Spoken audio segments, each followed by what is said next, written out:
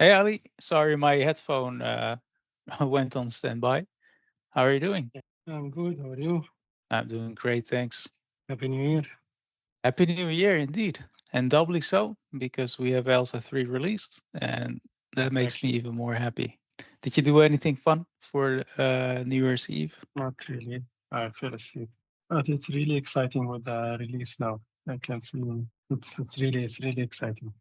It's a big milestone. I'm very happy with it because also well it has gone through a lot of testing and this also marks the starting point of going forward. You know, you can expect subsequent releases to be backwards compatible without breaking changes, or if there are breaking changes, there will be proper release notes and guidance to walk you through it. And up to this point of the release, you were basically on your own. It would be, you know, if you update to the next preview packets, then maybe it would work, maybe it wouldn't work. You wouldn't know what the issue may be.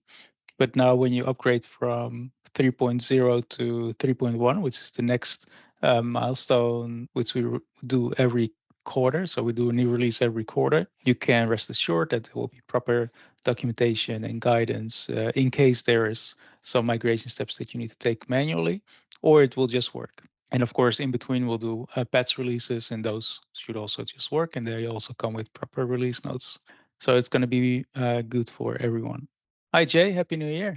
Hello, Happy New Year. Hello. How are you? I'm doing great. Thank you.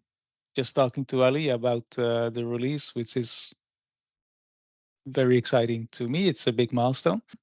And that's actually the first topic. Of course, we just released. This is the first meeting in many weeks, and it's the first meeting after the release. So we should talk about it a little bit. Yeah, as I was mentioning to Ali, this release marks a milestone that from which point on we'll have backward compatible releases. This one is forward compatible. So the breaking changes should be minimal. And if there are any breaking changes, we'll release with proper guidance, and that will all be part of the release notes. So what is in this release? There's too many things to list. So I just tried in the release blog post to highlight the most notable ones, starting off with some known issues and limitations. So it's very rich in terms of features and functionality, and in some cases it has more functionality than Elsa 2.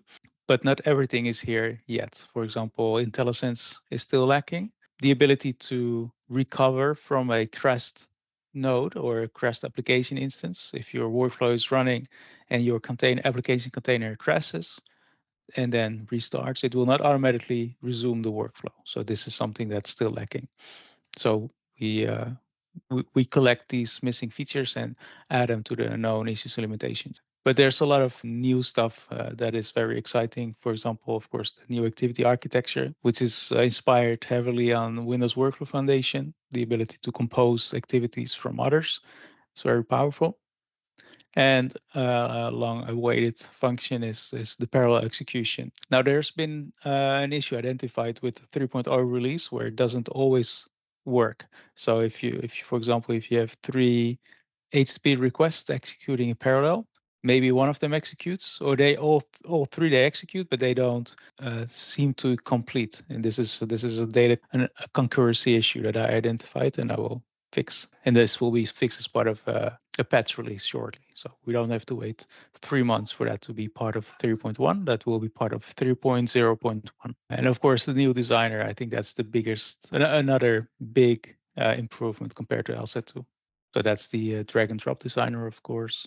We have new languages like C# and Python. I think we covered in the last meeting. Implicit fork and join support, of course, that's very new compared to Elsa 2. We have new activity types that make it easier to integrate with external applications, and these are just a handful. We have more activities that are available in the toolbox. An initial version of the webhooks module to help integrate with external applications through webhook communications. Alterations API allowing you to modify workflow instances. So for example, if you have a workflow instance that is running, but you want to migrate it to a newer workflow definition, when you would use alterations. And right now it's only API form, but we will also have the Elsa Studio support the users to modify workflow instances, migrate them, for example, change variables through the UI. Yeah, and of course, built-in authentication. In Elsa 2, the API endpoints were exposed anonymously, but in Elsa 3, that requires authenticated requests by default, and you can configure this, of course. And a host of other stuff that's not even listed here, but as I mentioned, there are too many improvements to list here. For the full release, actually, we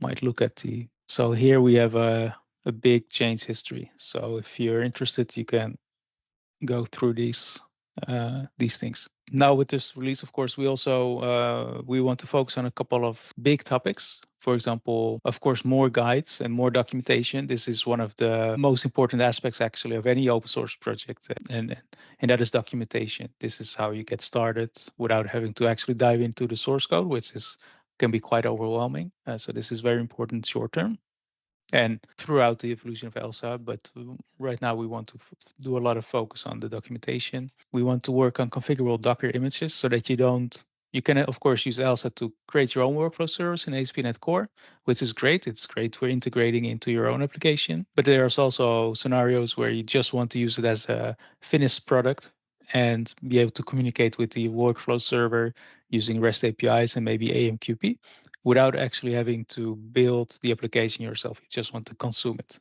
like MongoDB or Camunda, which is a BPMN workflow engine, which you can just run as a Docker image and have some configuration options.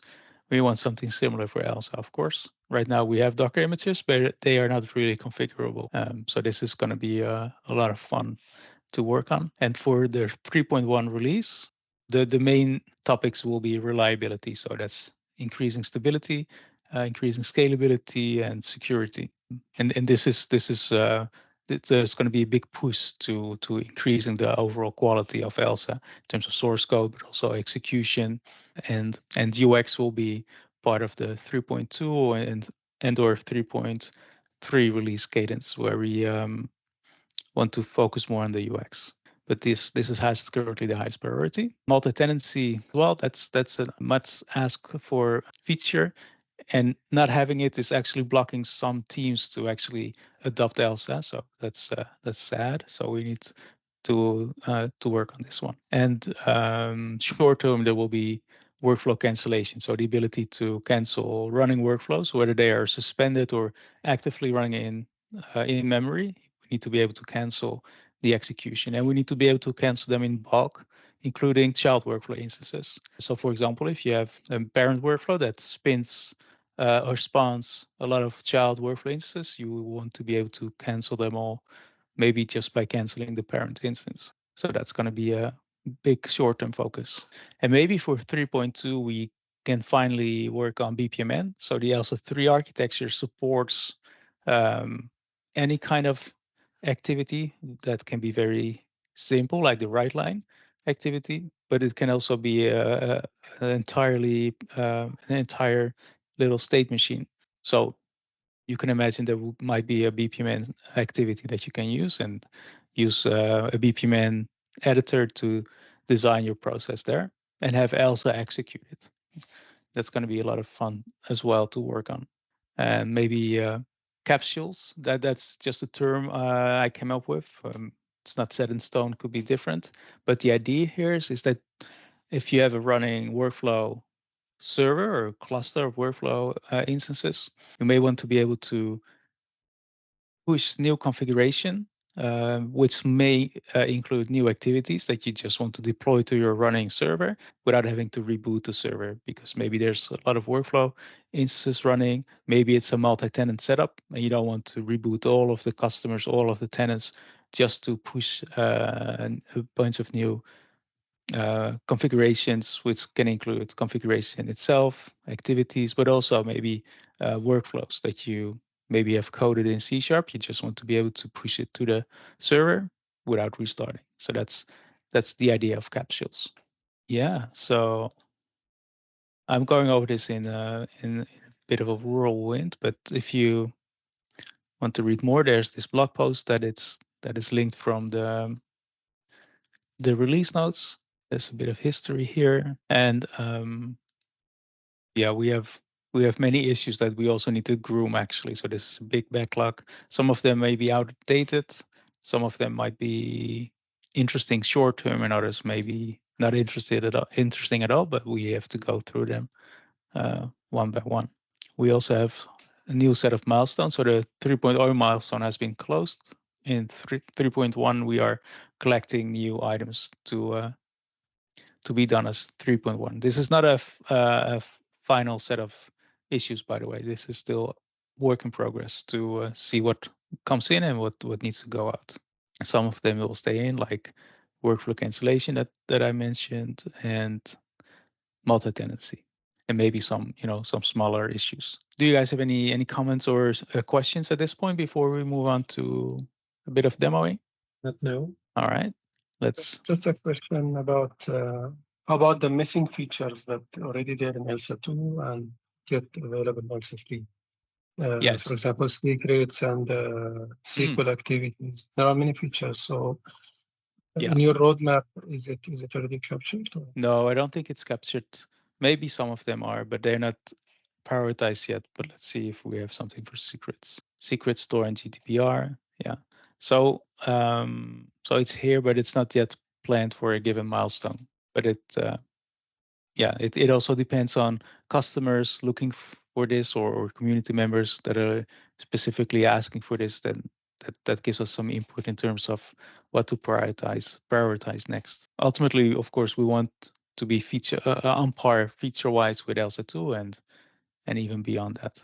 But this is going to be an important one, by the way. So it's a good thing you call it out, because we'll definitely need this for a customer I know of that is going to ask for this probably in the second quarter of this year, maybe or the third quarter, and then we'll have the ability to store secrets.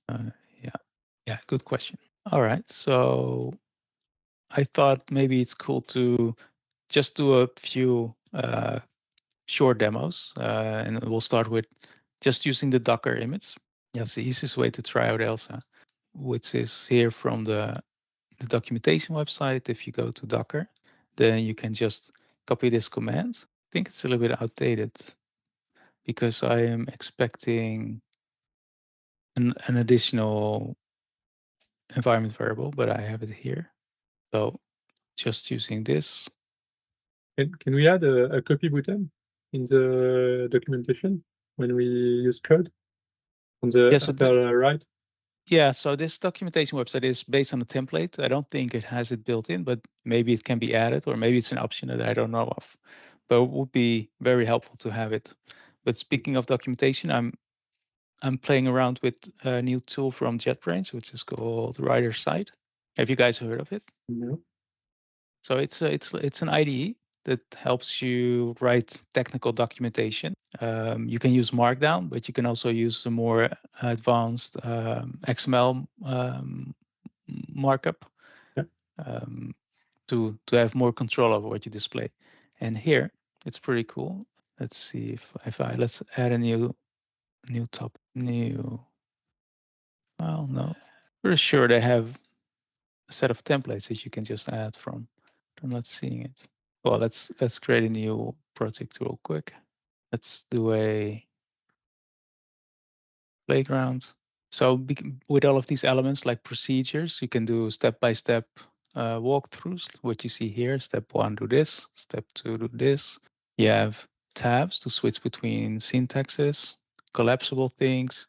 And I think here's a markup reference. I think there's also code sections, which then include copy buttons, I imagine. So like this here. Okay.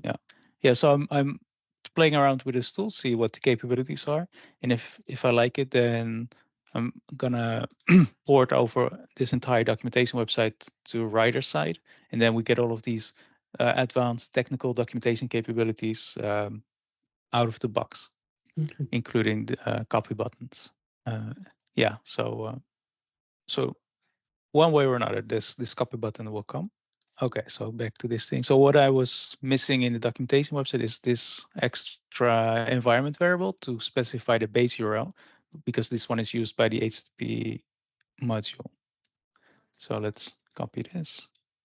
All right, and so now I have Elsa server plus studio running on port 1300 or 13,000. 13,000. So as part of the blog post, I have a sample workflow, and it's described in the blog post. But basically, what this does, it's just a demo workflow that showcases a couple of things, like exposing a workflow through the HTTP endpoint trigger that we see here, and here we see the base path. So this is configured to run when you invoke or send a HTTP request at this path using a post request here. And then what happens, it will get the query string called a parameter called script. So it expects a script parameter to be sent with. And then here it's demonstrating the switch flow activity. And basically it's like a switch case or switch in C# where you can switch on a value. So here we're going to switch on the script value being Python, C# or JavaScript. And depending on the value of the script query string, it's going to run one of these outcomes. So I'll zoom in a little bit. So if the script query string parameter is Python, it will go through this path. And then it demos, the capability of executing a Python script here. And this is just some function, and it's going to do some transformation on the received input.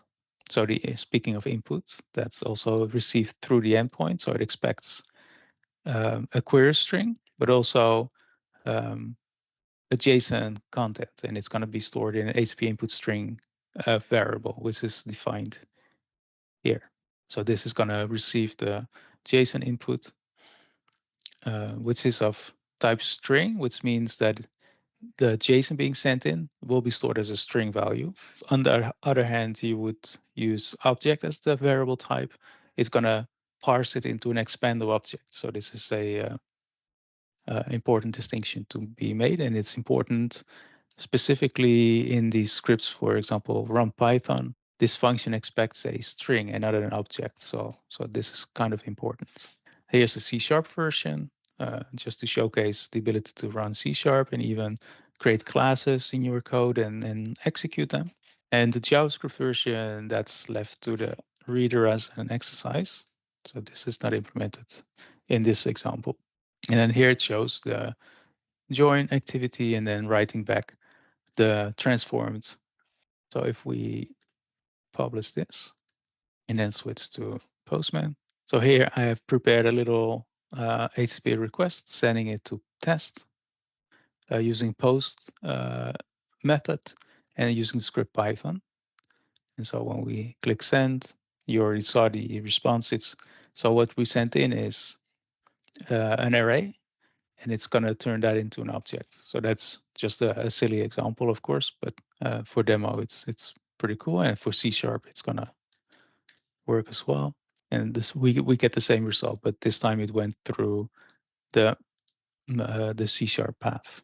Oh, so I actually send it against my local host. This is not the Docker instance. This is my instance running in from Rider. So let me switch to Docker. Oh, okay. So I changed API workflows. That's the prefix. There we go. So this is the C# version, and here's the Python version, which executed way faster because C# uses Roslyn, and the first time it executes, it needs to parse. But usually the second time, it's much faster, still much slower than Python. So there's some performance improvements to be made in the Roslyn, or not Roslyn itself, but in the C# evaluator, by maybe compiling and then caching the compiled expression to make it fast. But if we go back to instances, we see a bunch of executions. So the first one was C#. So we can see here the variables. We see the HTTP input string. That's the payload we sent in. So that's the array. And then here we see the value being set to C#, which is read from the query string dictionary, which we see here. And then here we see, of course, some information about the switch flow and the outcome being C#. So it executed this path here. So its outcome, of course, is done. And then here we write back the transformed JSON. And if we go to the second one, we see it went through the Python path. So just a very simple demo which touches many things like receiving input, working with variables, and some scripting. And the plan is to write more of these sort of guides. So here there's just a very simple guide written in the blog post, but we'll add more of these guides to the documentation website, more aimed at workflow designers, not so much the developers. Let's see. Yeah, so a little enhancement was made by a community member, which is pretty cool. So let's say we have a workflow that we use that we invoke as an activity. Let's call it sum, and let's have it run some script. We'll give it some inputs. So we'll give it a. So it's basically going to take two numbers and return the sum of those two numbers. So we'll define an output called sum, which is also going to be double. And then in the JavaScript activity, we'll just do return get a plus get b. And we're going to bind the output of this activity to the output of this workflow. So the output of this activity gets assigned directly to this output. And this output will be provided to whatever workflow executes this workflow as an activity. So let's configure this to be usable as an activity. And we'll call this math. The category is math. And now we have a new category here called math. And now we're going to do a new workflow. And here we're going to drag it onto the canvas. And ignore this for a bit. I think this may be referencing an incorrect packet. So I need to look into that separately. But if we look at info, we see that it has some type information, which helps you understand what is the type of the activity, because maybe you change the display name like this, for example, and then it becomes hard to understand what the type of the activity is.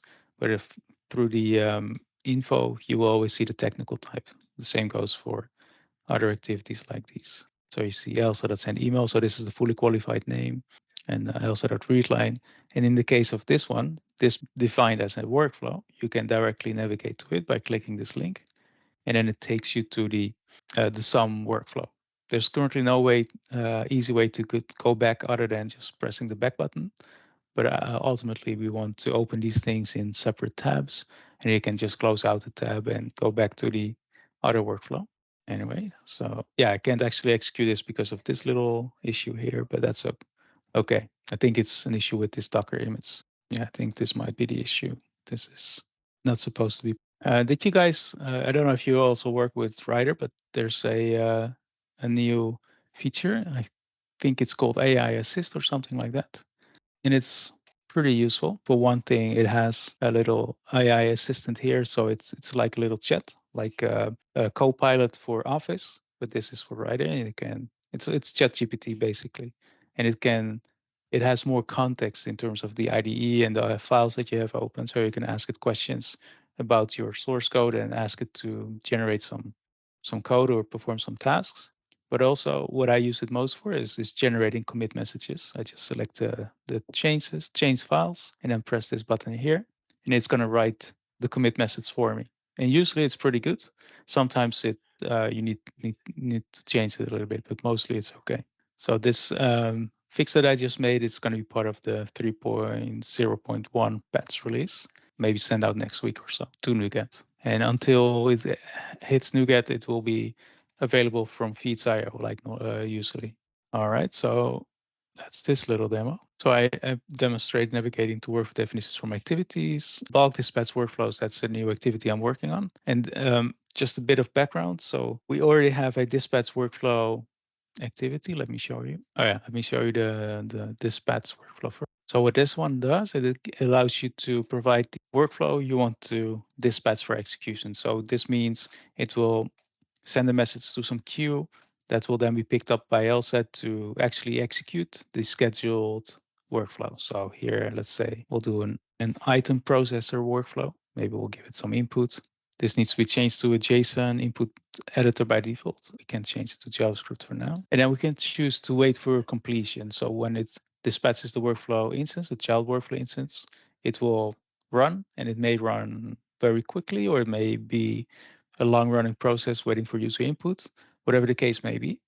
If you check this one, this activity will not complete until that child instance completes. So that's the bulk, the dispatch workflow activity. When you run this, it will execute and it's completed. So that should mean that the child activity, the child workflow that we see here executed as well. So that works. But what if you want to do batch processing, like maybe process a lot of orders or customers or insurance policies, whatever the case may be? Maybe you want to have a workflow that processes individual items, but you want to mass process a large set of those objects. So that's where the bulk dispatch workflows activity comes in. So it's very similar to dispatch workflow, but this one allows you to provide a list of objects. So these could be a big set of identifiers of your domain entities that you want to process, or simple primitives like here, like strings. And then here it's the same principle. So you select the workflow definition to process each individual item. Data source is something we're going to hide for now, but this is going to be similar to what Azure Data Factory has, where you can define and specify data sources so that you connect to your own database or maybe GraphQL or whatever sources you may have, and then the activity will be reading from that data source. So this is more advanced. Here, this would also allow you for the data source to provide pages of data one at a time instead of having millions of records in memory at once. That's not going to be very good probably for your server memory. So this will help with that. But until this is implemented, we have the items input for now. Yeah. So, and the nice thing about this one is the finished outcome will be triggered once all of the child workflow instances have completed. And done will be triggered always, whether they have all completed or some of them, well, let me rephrase that. If some of them failed and some of them completed, once all of them have reported some form of completed status, then this one will schedule the done outcome. But if some of them will be, then done will also execute. So finished will execute or cancel will execute if this thing is canceled as a whole, but done will always be scheduled. But we're going to rename this a little bit because finished and done sounds a little bit the same. So this is more, it should be renamed to something like succeeded or something like that. So I just press the play button and we see that the bulk dispatch workflows has been resumed a couple of times, which is, it is resumed whenever we have something for the child finished and or the child faulted properties, which allows you to do some post-processing once the child workflow instance completed. Maybe you want to do some additional work from this activity here. So that's why you see this activity being scheduled multiple times. And we also see the item process being executed 3 times, once for each item. So this one prints item 1, and this one item 3, and the other one then item 2, presumably. Yeah. But one thing that's missing currently is the ability to cancel workflow instances. So let's imagine you're using the bulk dispatch workflows activity to process many items in bulk, and maybe there's millions of those items, and now maybe at some point you identify there's an issue with the child workflow definition. Then you will want to be able to cancel the process as it's currently running, and currently that's not possible. But that's what we're building in. And then you will have an API, RESPOND API, to say cancel this parent workflow instance ID, and then you will have the option to have it also cancel all of its already scheduled child workflow instances. And of course, because it's the parent workflow instance will be canceled, it will not dispatch additional child workflows. Yeah, that is also the case if you are testing a workflow and it gets suspended. Currently, there is no way to cancel it. You just have to go and maybe delete the instance. Yeah, exactly. Yeah. And what you will be able to do is just use cancel here. Right now, I think it's maybe partially implemented, or maybe not at all, but you'll be able to do bulk cancel on these things. And for example, this suspended one will then become canceled and will not be able to be resumed. So yeah, so that feature is coming. One final thing I wanted to show is I already showed it a few meetings back, but then it was more proof of concept. But I made some progress in the ability to rehost Studio components. And right now we have 4 components that you can rehost. So originally I just had the workflow definition editor.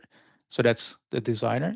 And what we see here is that this is a storybook project, and I configured it just for React for now, but it works similar for Angular and Vue and others. But it shows that just host a Blazor component as a custom element inside of a React application, because this is React, and this is of course the Blazor component. Let's see. So of course I pre-configured it to point to my local remote endpoint. So this is an Elsa server. I provided an existing definition ID here and an API key. Otherwise, you would get 401 errors. And yeah, it works pretty well. The only glitch I found was that this little green icon here, it's offset a little bit too far to the bottom compared to the icon here. If you look at the designer here, you see it's overlapping the icon. So that's the only thing I noticed. Other than that, it looked pretty good. But I also added more components. So there's now also a workflow definition list, as you can see here. And what's nice is you can this component has been refactored a little bit to, instead of directly navigating from a workflow definition to the editor view, which you would have here. If I go to definitions and I click on one of this, notice that it's redirected to a different URL. But when you work with these components in isolation, there's no routing. You have to handle these events yourself. So some refactoring has been necessary and will still be necessary to have these components that you can reuse to expose clicked events or selected events. So as you can see here in the actions, whenever I click on these records, Storybook recognizes that I'm publishing an event. And then it's up to the hosting application to intercept these events and use its own routing mechanism or whatever needs to happen. So this offers for some nice integration scenarios. The import just works. Do you make the same for the workflow definition editor? Because when we, for example, when we click on play, we are root the instance viewer. Exactly. So that has yet to be done. So that's a refactoring that has yet to happen. Right now, it's going to attempt to redirect directly. So it's actually going to, first it's going to make a call to the backend, execute this instance, and then once that succeeded, it's going to try and redirect to it. But that, of course, fails because it doesn't have a routing component. But I think it did create a workflow instance. Yeah, so it was able to create a workflow instance. But as you can see also here, I didn't implement the event handler. It's going to try and redirect. That should be refactored to publish an event. And right now that's not implemented yet. And that's also why I don't see any actions being added here. Okay. But you're right. So this also needs to happen for the workflow definition for buttons like this one. Yeah, for now I have a big hack on my code, and I hook the location change in Blazor, and I code some JavaScript to route I need to go in my hosting application. So that's smart and it works, of course. But if you want, you can. I'll show you how it works. So as an example, here we have the workflow definition list. And this is for the React component. So here we have a React wrapper, Angular wrapper, and Vue wrapper we still need to add. But for React, the way it works is in this workflow definition list component, we have to use effect, and let's see. Yeah, so the Elsa workflow definition list, this is the actual custom element as defined in Elsa Studio here in the custom elements. So here we have components and we have workflow definition list wrapper. So this is the Blazor component wrapping the workflow definition list itself. And this thing, well, actually here, this thing here, it exposes an event callback. So this is the event edit workflow definition that can be used right here. So once we have the element selected from the DOM, so first we create the element using a certain ID, and then in the use effect, which executes presumably after the DOM has loaded, so this element is available, we get a reference to the element, and this is then the event that we can assign a callback to. And then using the props property here, we expose another event for the consumer of this React component. So this is, so here we have, so this is the component, and here we just, well, I'm a bit, here it is. So here it's defined. These are just prop types. I'm wondering how, well, I guess the consumer just needs to know about this because it's not defined anywhere else. It's not by default, but a convention on event name. Yeah, I guess so. Yeah. I'm not too familiar with React. I've used it from time to time, but I'm not an expert. And this is based on documentation I followed, but somehow this works. And this pattern you can repeat, of course, for the workflow definition editors, as we discussed just. So here we have the workflow definition editor wrapper. Currently, it doesn't expose any events, so we'll need to make sure this one is refactored, such that it, instead of trying to navigate away to the created workflow instance, it should just expose an event with the necessary information, and then the component host will then handle that event and perform the navigation. So it's once you find your way around a little bit, then it should be pretty straightforward to achieve. And those little things, they're going to be tremendously helpful for people wanting to embed these components into their own non-Blazor applications. But even if you do want to host it in a Blazor application, then it's even simpler, of course, because then you can just reference these wrapper components directly. Or if you don't want to use the wrapper components, you can use the components being wrapped directly, because they are designed for reuse, like a workflow definition editor, workflow definition list. These can be referenced directly. These wrappers are just designed for being wrapped as custom elements. And I think the main reason is just to provide a MUD theme provider and a dialog provider. Otherwise, I wouldn't even have to use these wrappers. But if you're using a Blazor application yourself and you are using MUD Blazor, then you already have your theme provider. Then you probably don't want to use the wrapper components, but just the wrapped components directly. That's all I had for now for this meeting. But if you guys have any topics or questions or things you would like to dig into, we still have a few more minutes. Have you taken a look at the issue on HTTP performance? We talked a little bit. We have a thread on Discord. Oh yeah, I forgot about that. Do we still have the thread? It's yes, it's a maintainer. Maybe you can directly look at all the thread near the and performance when using HTTP endpoint. So the idea here is to I have tried to dig a little bit is to understand regarding the telemetry why certain workflow start with some latency. If you look at the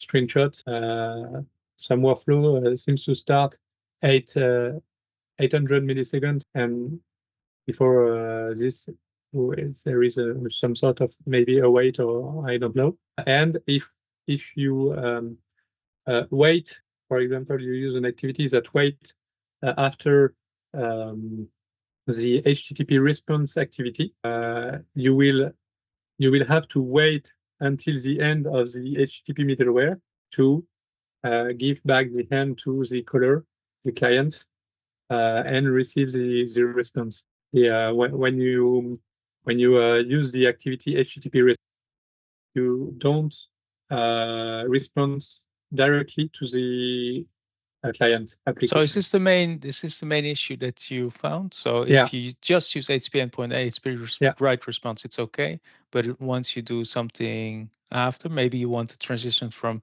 asynchronous execution to, just write something to the client and then continue the workflow asynchronously in the background, then the issue. Is there also an issue without using delay? The delay is just to show the fact that we don't respond directly to the caller, okay? And when you see this, you can imagine any backend work like store event log, store workflow log records, etc., etc. This kind of work takes time and maybe can take time on the workflow execution. Right. Yeah. So if you understand correctly, HTTP endpoint and then going to HTTP response, it doesn't write immediately for whatever reason to the response, only after the rest of the execution finishes, including persisting back execution log records, updating the workflow instance in the database. Yeah. After that, you get the HTTP response, and that means it's slower in terms of the response times. Yeah, and this is because the HTTP middleware calls the workflow runner dot start a thing. It waits for the completion of the workflow and then give back the end and continues the middleware. So it returns the response to and start to write the response to the caller. Even if you have called the HTTP response activity at the beginning of the workflow. Makes sense. So HTTP endpoint here. So you're saying in this middleware. So we're going to find the workflow to execute. And then, so here we're going to execute. Yeah. And this is blocking. Yeah. It's a blocking. Yeah, code. Here it's going to execute the entire workflow. Execute workflow sync until it encounters a suspension point, right? So if this encounters the delay, then it will return, right? So we. Yes. Yeah. Okay, and then it's gonna do stuff. And the other side of this kind of issue is that you can answer. You can if you would like to answer to the client, and at the third step you use the HTTP response activity, and then you do some other activity that throw an error. You will have 500 error for the caller because the workflow failed, and you return in this method, and the middleware failed, and the client application that starts the workflow receive 500 response. I would have expected the workflow engine to catch any faulting activities and then transition the workflow instance into a faulted state. But I think here maybe handle workflow fault. This will then maybe write 500. But this kind of logic is linked to the fact that when we execute the workflow, we are blocking the middleware until the workflow ends. Yeah, exactly. And then the 500 should probably come from the default HTTP endpoint handler, which sets the status go to 500 internal server error, depending on whether it was a timeout issue or whatever the logic here is. Am I right, or is the is somewhere else is there someplace else that generates the 500? No, I think it's here. There is some catch in the middleware and in other middleware, and the middleware answer. Yeah, exactly. That will do the try catch and then transition into the faulted state. And this middleware checks for the workflow status and provides some HTTP response, which is replaceable, by the way. If your application wants to use something else, some other strategy, you can install a different handler.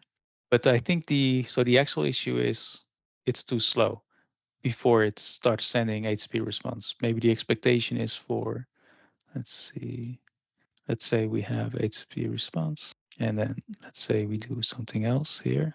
So I guess the expectation is that once this finished executing, the response should be written. Yeah.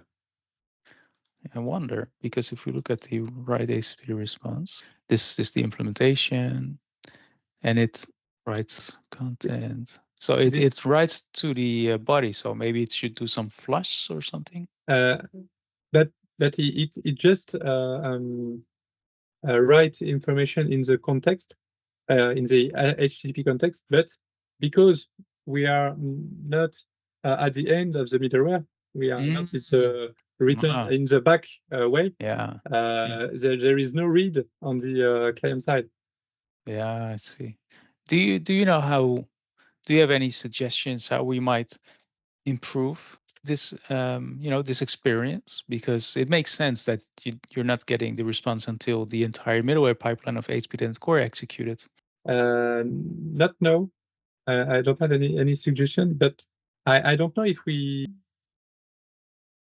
don't if we have to think about really a new way to call workflow when we come from HTTP. I don't know if middleware is very powerful, but can it be blocking for a kind of code for this? I don't know. Then my suggestion is let's give this some more thought and see if we can come up with, as you say, maybe a different approach to implementing HTTP-driven workflows. Yeah, in the same way, if you look at the beginning of the middleware, we can use also you check the base path just here to go to the next middleware or not. We also could configure this directly in the middleware capability in the base of ASP.NET, ASP.NET Core. We can configure app.use use path base path dot use a middleware etc. and remove this kind of code. I don't know if you. Yeah, I know what you mean. Yeah, and I consider this actually, but I figured that middleware has to perform similar logic where it checks against the configured path and compares it with the inbound request path, and if it matches, then it's going to execute that bit of middleware. I wonder if that makes any difference performance-wise. Because this logic it's very very fast. It gets the path from HTTP context, and I think actually the reason we need to do it is because, well, yes, okay, maybe, well, here it's just gonna it's very cheap string comparison. So I doubt this might give us any advantages. That doesn't mean that we can't change. Of course, we could leverage that built-in capability and remove it from here, and then it's going to be just a different usage on the application itself. So then it would like this. So instead of doing app.use workflows, we would do use middleware. I start. I don't know. Use when, I think, maybe. Yes. No. Yes, that's right. Use when with a path or something like this. Yeah. So here it provides a predicate. I think might be another one, because use when doesn't provide a path. But I know what you mean. I've seen that thing as well, where you can provide a path and then the lambda or the middleware that you want to execute when this matches. I don't know, but does it take many resources to inject all the interface when we build when we start the middleware, because all the injection inject each time we call the middleware or not? It's a singleton. Good question. I actually don't know. I think these are scoped. This is a scoped component, but I'm not sure. So if it is scoped, it's inject for each. Yeah, and then the question, of course, these dependencies, if these are singletons, then they already exist, so they're just being passed into the constructor of this thing that's being resolved for each request. So that doesn't matter. But there is a pending PR, or actually it's already into the main brands where most of the services are registered as scoped, and this is important for multi-tenancy. So I'm pretty sure it will have an impact in terms of performance, to do this resolution. But I wonder what how big of the impact would be. We would have to measure it. Sure. I think probably the biggest gains to be made is executing the workflow itself, because currently when a workflow is executed, it needs to be materialized into an actual workflow object, and some steps happen, and these steps happen every time. They are resulting into some actually executable workflow. So we could probably cache this workflow object so that we don't have to do the deserialization and things like that during every execution. So that's gonna have a more significant impact, and also persisting the workflow instance back into the database. That's going to take some time. So maybe some stuff we can do asynchronously or after the maybe asynchronously. But this is also tricky, because as the HTTP request pipeline executes, and let's say now asynchronously we're going to write back workflow instance back to the database in parallel in the background, so that the middleware executes quickly, and so we get a HTTP response quickly. If persisting the workflow instance fails for some reason, then the HTTP response wouldn't be able to include this information. So the caller may think, oh, everything went okay, but maybe it didn't. And that's I think the one of the challenges here. Yeah. Maybe one idea is that we can break this middleware into two middlewares. One is to just do the route matching and identify whether there is a workflow to dispatch. And the other one is to prepare the response. Maybe same way that we have use routing and use endpoints in ASP.NET Core. So that could help maybe.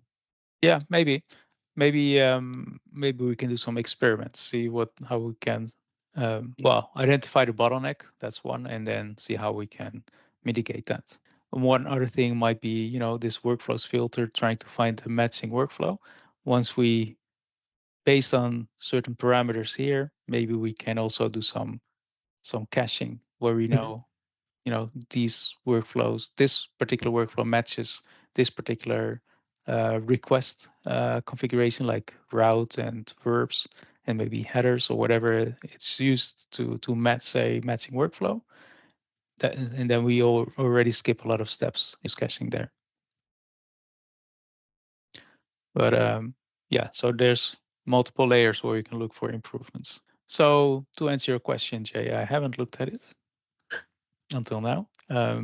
Maybe you could capture your findings in an issue, and then we can add it to the roadmap so that we can properly plan for it. It's already done. It was the issue number, I think. But oh, here it is. HTTP endpoint activity performance. Yeah. 3 weeks ago. Yeah. There you go. Yeah. So I assigned it to the 3.1 milestone, so we have it on our radar. Great. Yeah. All right. Unless you guys have anything else, then thank you for joining, and we'll do this again next Thursday. Yes. Great. All right. Great. Thanks, guys. Thanks. Bye. Good night.